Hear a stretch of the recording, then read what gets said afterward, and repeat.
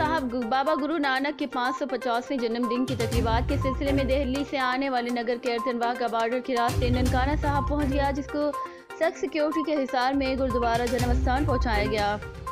ननकाना साहब भारत के शहर दिल्ली से खुसूसी बसों के जरिए आने वाले नगर कीर्तन में सिख यात्रियों ने शिरकत की और नगर कीर्तन में भारत से 1102 सिख यात्री भी शरीक थे। सिख यात्रियों ने सोने की पालकी में गुरु ग्रंथ साहब भी रखा था। सिख यात्री अपनी मजहबी रसूमात अदा करते हुए नगर कीर्तन में शिरकत करते रहे। सिख यात्री ननकाना साहब में 3 रोज़ा क़याम करेंगे और अपनी मजहबी रसूमात अदा करेंगे। 3 दिन के बाद सिख यात्री वापस भारत रवाना हो जाएंगे। नगर कीर्तन के शुरका की सिक्योरिटी के भी फुल प्रूफ इंतजाम किए गए थे, जबकि गुरुद्वारा जन्म स्थान जाने वाले तमाम रास्तों को आम लोगों के लिए बंद किया गया था। रिपोर्टर मेहर अब्दुल गफूर, मोरखंडा, ननकाना साहब।